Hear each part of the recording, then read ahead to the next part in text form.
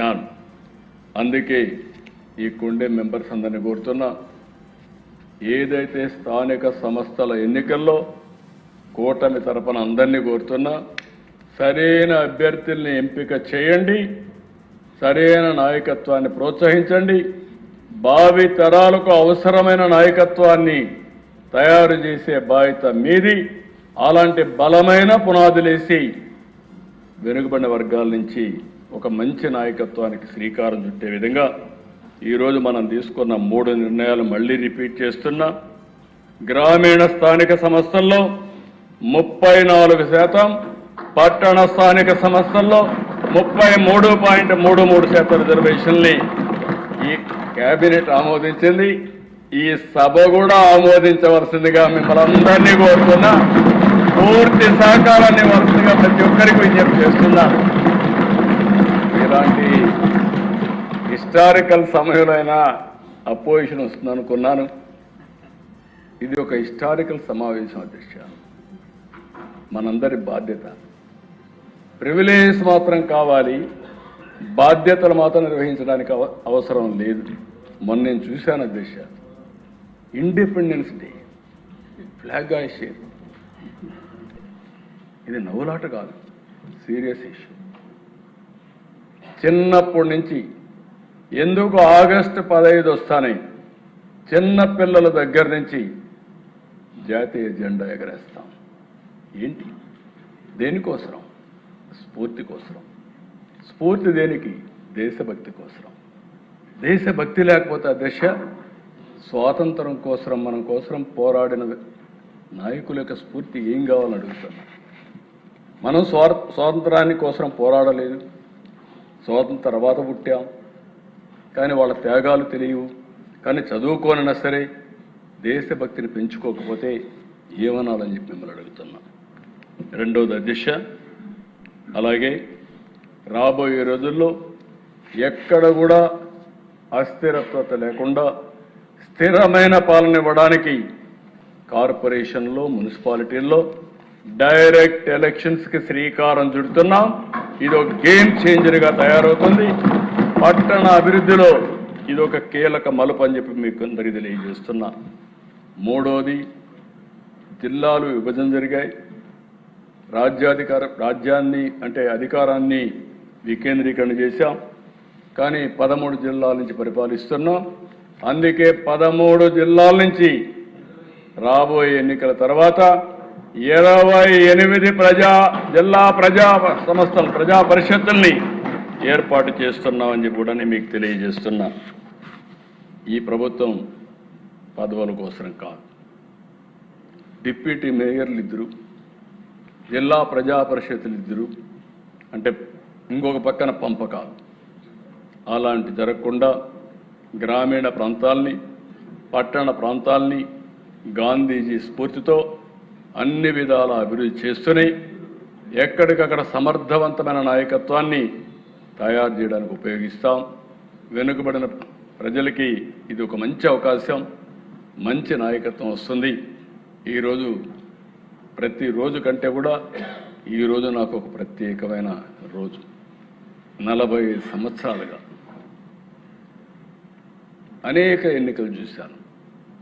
ఇప్పటికి కూడా దేశ వెనుకబడిన వర్గాలు మాత్రం ఎప్పుడు 0.01% డీవియేషన్. అది మా అదృష్టంగా నేను భావిస్తున్నా. అలాంటి ప్రజలకు ఈరోజు ఒక మంచి జరిగే పరిస్థితి వచ్చింది. ఈ మంచి జరగడానికి కారణం నేను ఒక పక్క, మిత్రుడు పవన్ కళ్యాణ్ గారు ఒక పక్క, బీజేపీ ఒక పక్క, ముగ్గురం కలిసి తీసుకున్న సమిష్టి నిర్ణయం, మంచి నిర్ణయం. భవిష్యత్తుకి ఇది ఎంతో ఉపయోగపడుతుంది. రాష్ట్ర భవిష్యత్తు బీసీ వర్గాల భాగస్వామ్యంతో కూడా స్వర్ణాంధ్రప్రదేశ్ చేసుకోవాల్సిన అవసరం ఉంది. అలాంటి మంచి నిర్ణయాన్ని మీరందరూ సమర్థించడమే కాకుండా పూర్తిగా రేపు జరిగే ఎన్నికల్లో సమర్థవంతమైన నాయకత్వాన్ని ఎంపిక చేసి భావితరాల నాయకత్వాన్ని తయారు చేసే బాధ్యత ఈ సభ తీసుకోవాల్సిందిగా మరొక్కసారి కోరుకుంటూ, అందరూ ఈ అవకాశాన్ని ఇచ్చిన మీ అందరికీ ఇది ఒక చరిత్రలో మిగిలిపోతుంది. చాలా నిర్ణయాలు బడ్జెట్ రోజు మాత్రం ప్రత్యేకమైన కేబినెట్ పెట్టుకుంటాం. అలాంటిది ప్రత్యేకమైన కేబినెట్ పెట్టుకొని ఈ నిర్ణయం తీసుకున్నామంటే ఇదొక చరిత్ర, ఇదొక హిస్టరీలో మిగిలిపోయే నిర్ణయం. ఈ నిర్ణయాన్ని అందరూ సహకరించిన దానికి మీకు అందరికీ పేరు పేరున మనస్ఫూర్తిగా నమస్కారాలు తెలియజేసుకుంటూ సెలవు తీసుకుంటాం. Thank you. సమాజంలో 53% పైగా ఉన్న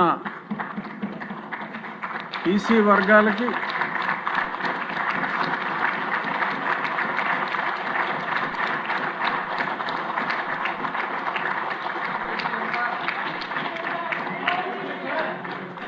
వట్టి మాటలు చెప్పేవారి ఆటకట్టి గట్టి మేలు తలపెట్టిన గౌరవ ముఖ్యమంత్రి గారిని బీసీలు అందరూ ఖచ్చితంగా రుణపడి ఉంటారు. ఈ చరిత్రాత్మక ఈ సమావేశం చూసిన తర్వాత ఓవర్వెల్మింగ్గా అన్ని కులాల వారు యునానిమస్గా సపోర్ట్ చేసిన విధానం చూసిన తర్వాత డెఫినెట్గా రాబోయే రోజుల్లో భవిష్యత్తు అద్భుతంగా ఉంటుంది అన్న నమ్మకం ఇవాళ టీవీలో చూసిన రాష్ట్ర ప్రజలందరికీ కలిగిందని నా పరిపూర్ణ విశ్వాసం.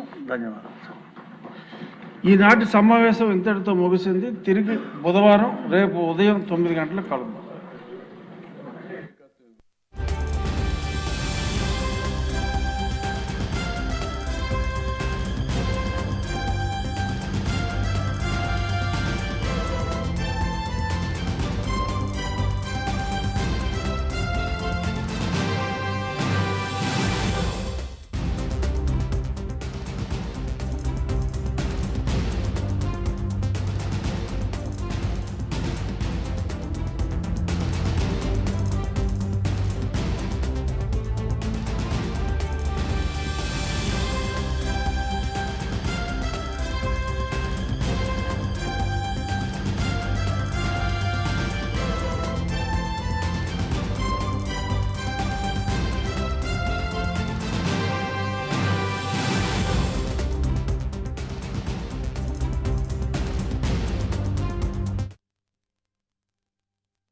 ఫస్ట్ టైం చరిత్రలో అధ్యక్ష ఈరోజు కూడా మీరు ఇప్పుడే మాట్లాడుతున్నాను.